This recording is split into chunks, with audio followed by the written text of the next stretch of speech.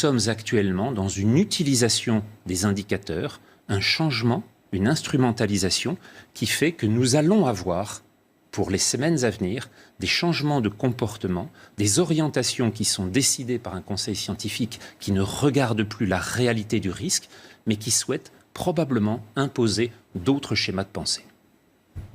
Écoutez, franchement, cette explication déjà, elle était suffisamment claire et on voit ces chiffres. Mais là, quand je vous entends, j'ai très peur. Je suis en train de me dire, déjà, est-ce qu'on fait peur aux gens pour rien ? La deuxième chose, c'est à charge aussi pour les politiques et pour les personnes qui sont au sommet de l'État, qui aujourd'hui nous disent il faut porter le masque en extérieur.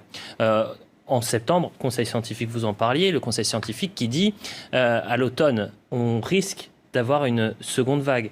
Donc vous êtes en train de balayer tout ça en disant mais attendez, là les faits sont bien présents, il n'y a ni rebond de l'épidémie, il n'y a ni même un frémissement, il y a des nouveaux cas qui sont confirmés, mais ce ne sont pas des cas graves.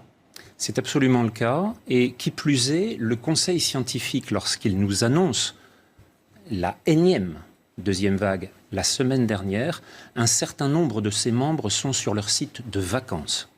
Si je le dis, c'est parce qu'ils l'annoncent publiquement sur les radios publiques. Et donc, on a un certain membre du... Et c'est gravissime ce que vous êtes en train de dire. Écoutez Sud Radio mercredi après-midi, l'un des membres, alors qu'il nous annonce une catastrophe sanitaire pour la France, est sur son site de villégiature. Nous sommes donc dans une situation identique à celle du mois de mars, lorsque celui qui a annoncé la catastrophe avec plus de 500 000 morts annoncés pour la Grande-Bretagne, 500 000 morts annoncés en France, ne respectait pas lui-même le confinement qu'il a réussi à imposer à la moitié de l'humanité. Nous sommes dans des situations dans lesquelles nous nous trouvons face à des gens qui ne croient pas aux recommandations qu'ils transmettent.